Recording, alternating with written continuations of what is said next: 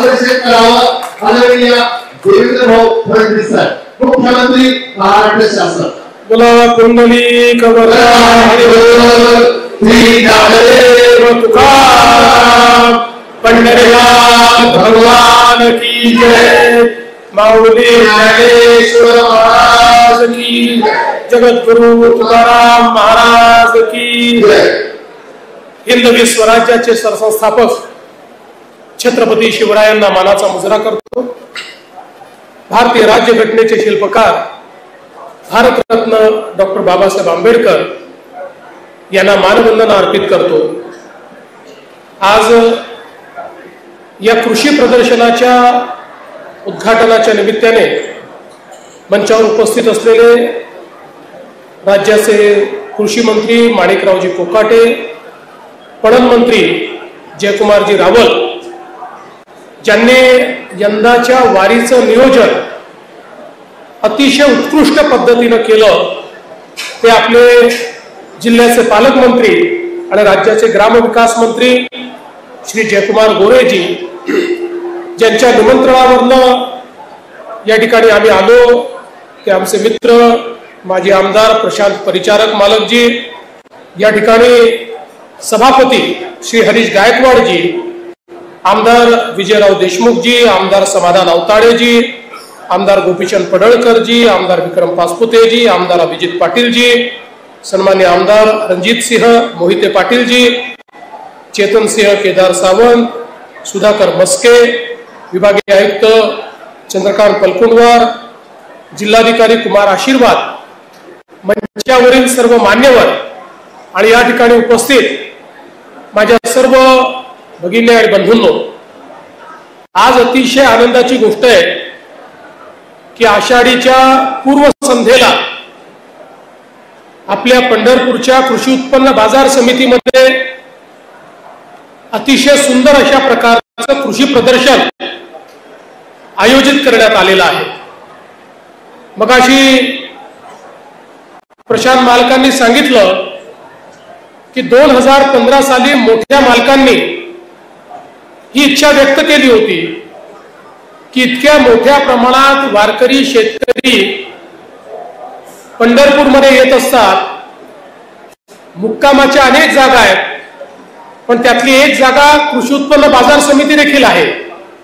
आणि मग अनायसे जर आमचे शेतकरी या ठिकाणी येत असतील, आमचे वारकरी येत असतील, तर शेतीच्या क्षेत्रामध्ये जे काही नवीन तंत्रज्ञान तयार होत आहे, नवीन वाण नवीन बियाणं तयार होत आहे, कीड व्यवस्थापनाचे नवीन ज्या पद्धती तयार होत आहेत, शेतीमध्ये यांत्रिकीकरणाच्या ज्या नवीन योजना येत आहेत, अशा सगळ्या गोष्टीचं एकत्रित प्रदर्शन हे या ठिकाणी जर भरवलं तर नवीन शेतीचं तंत्रज्ञान आणि ते तंत्रज्ञान प्राप्त करून घेण्याकरता राज्य सरकारच्या वेगवेगळ्या योजना याचं एकत्रीकरण या ठिकाणी होईल आणि अनायसे पांडुरंगाच्या दर्शनासोबत आमच्या शेतकऱ्याला शेतीमध्ये त्या ठिकाणी नवीन पद्धती विकसित करण्याकरता एक मोठा फायदा होईल।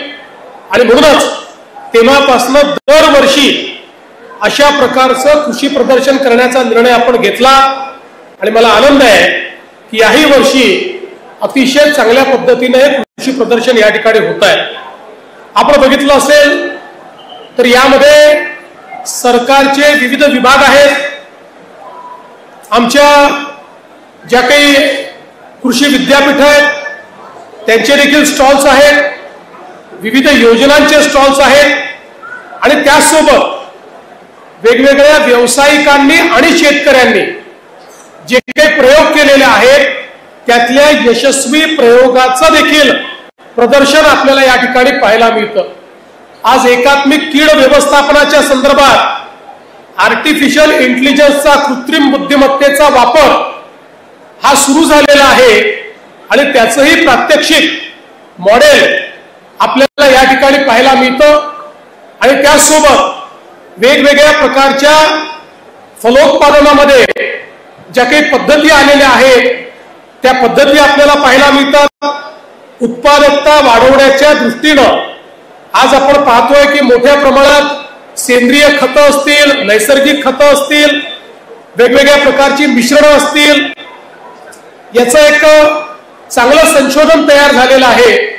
त्याही संदर्भातली माहिती, ही मिश्रणं कशी तयार करायची, सेंद्रिय खत कसं तयार करायचं, याही संदर्भातली सगळी माहिती ही आपल्याला या ठिकाणी पाहायला मिळते. आणि त्यासोबत माती परीक्षणापासनं तर त्या ठिकाणी कापडीपर्यंत वेगवेगळ्या पद्धतीचे जी यंत्रसामुग्री आता आलेली आहे, जे तंत्रज्ञान आलेलं आहे, त्याची ही झलक आपल्याला या प्रदर्शनीच्या माध्यमातून पाहायला मिळते. महाराष्ट्र सरकारचा प्रयत्न आहे की एकीकडे आपलं जे काही उत्पादन शुल्क आहे ते कसं कमी करता येईल आणि त्यासोबत शेतकऱ्याची उत्पादकता कशी वाढवता येईल, जेणेकरून शेतकऱ्याला शेती फायद्याची झाली पाहिजे, 2 पैसे शेतीत मिळाले पाहिजे, या दृष्टीनं महाराष्ट्राचं सरकार सातत्याने काम करत आहे. आताच आपल्या कृषी मंत्र्यांनी अनेक योजना सांगितल्या. मग नानाजी देशमुख कृषी समृद्धी योजनेसारखी योजना असेल की ज्याच्यामध्ये गाव हा एकात्मिक घटक धरून त्या गावामध्ये जलसंधारणापासनं, जलनियोजनापासनं, शेतीच्या यांत्रिकीकरणापासनं तर बाजार साखळी तयार करण्यापर्यंत अशी संपूर्ण साखळी, पिकाचं एकात्मिक व्यवस्थापन, अशा सगळ्या गोष्टी या गावामध्ये पूर्ण करायच्या.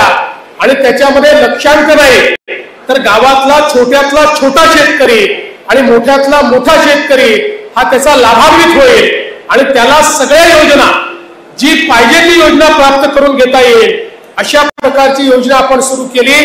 आणि आता नुकतंच आपल्या पीक विम्याच्या योजनेमध्ये आपण परिवर्तन केलं आणि हे परिवर्तन करताना आपण हा निर्णय केला की शेतीच्या क्षेत्रामध्ये आपली गुंतवणूक वाढली पाहिजे. आणि म्हणून या वर्षीपासनं 5,000 कोटी रुपये दरवर्षी शेती क्षेत्रात अतिरिक्त गुंतवणूक, म्हणजे 5 वर्षामध्ये 25,000 कोटी रुपये हे अतिरिक्त शेती क्षेत्रामध्ये गुंतवणुकीच्या माध्यमातून, म्हणजे आपण बाकीचे देतो, एखाद्याला नुकसान भरपाई देतो, एखाद्याला अजून एखादा कुठला भाग देतो, ते नाही, तर वेगवेगळ्या प्रकारे मग ड्रिपचा विषय असेल, यांत्रिकीकरणाचा विषय असेल, शेततळ्यांचा विषय असेल, पंपाचा विषय असेल, अशा वेगवेगळ्या गोष्टींवर मोठ्या प्रमाणात गुंतवणूक करण्याचा निर्णय आपल्या सरकारने घेतलाय.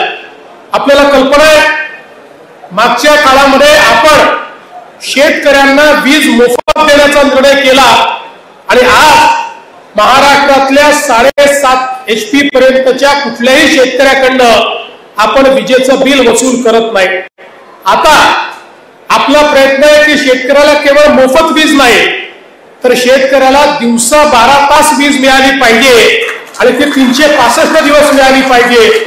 आणि म्हणून संपूर्ण विजेच्या फिडरचं सोलरायझेशन करण्याचं काम आपण हाती घेतलं आहे. आणि मला सोलापूर जिल्ह्याचं अभिनंदन करायचं आहे की याच्यामध्ये महाराष्ट्रामध्ये पहिल्या क्रमांकावर सोलापूर जिल्हा आहे. त्यामुळे पुढच्या वर्षी 2026च्या डिसेंबर पर्यंत मला विश्वास आहे, खरं म्हणजे पुढच्या आषाढीला जेव्हा मी येईल तोपर्यंतच 80% सोलापूरच्या शेतकऱ्यांना दिवसा 12 तासाची वीज ही मिळणं सुरू झालेलं असेल आणि डिसेंबर पर्यंत जवळजवळ सगळ्या शेतकऱ्यांना ती मिळेल, अशा प्रकारचा प्रयत्न हा आपला या माध्यमातून आहे. आज आपल्याला माहिती आहे की आत्ताच रावल साहेबांनी सांगितलं, मोठ्या प्रमाणात विपणनाची व्यवस्था कृषी उत्पन्न बाजार समित्यांमुळे आज आपल्याला माहिती आहे की हक्काचं स्थान हे आपल्या शेतकऱ्यांना मिळाले, मार्केट मिळालेलं आहे. अशा प्रकारे गावोगावी आपल्याला मार्केट कसं देता येईल, गावातली जी आपली सोसायटी आहे त्या सोसायटीला बहुउद्देशीय मल्टीपर्पज सोसायटीमध्ये परिवर्तित करून माननीय मोदीजींच्या आणि अमित भाईंच्या नेतृत्वाखाली 18 प्रकारचे व्यवसाय हे गावातल्या प्राथमिक सोसायटीला देण्याचा निर्णय आपण केलेला आहे. आणि त्या माध्यमातून ही सोसायटी व्यावसायिक तर होईलच, पण ही मार्केटमध्ये आणि शेतकऱ्यांमध्ये लिंकेजचं काम करेल. स्टोरेज असेल, कोल्ड स्टोरेज असेल, अशा सगळ्या गोष्टी त्या ठिकाणी तयार करून आणि मोठ्या प्रमाणात शेतकऱ्यांना कशा प्रकारे योग्य भावातच त्यांचा माल विकला गेला पाहिजे अशा पद्धतीची व्यवस्था या माध्यमातून करण्याचा आपला प्रयत्न आहे। आज मला अतिशय आनंद आहे की आपला सोलापूर जिल्हा आणि पंढरपूर तालुका हे एक प्रकारे फलोत्पादनाचे केंद्र झालेले आहेत। या ठिकाणी आपल्याला केळी असतील, डाळिंब असतील, बेदाणे असतील, ऍपल बेर असतील, वेगवेगळ्या प्रकारे आज आपण पाहू शकतो की इतक्या मोठ्या प्रमाणात ड्रॅगन फ्रूट असेल, सगळ्या प्रकारचे चांगले फळं त्याची निर्मिती, उत्तम क्वालिटीची निर्मिती, एक्सपोर्ट क्वालिटीची निर्मिती या ठिकाणी होते।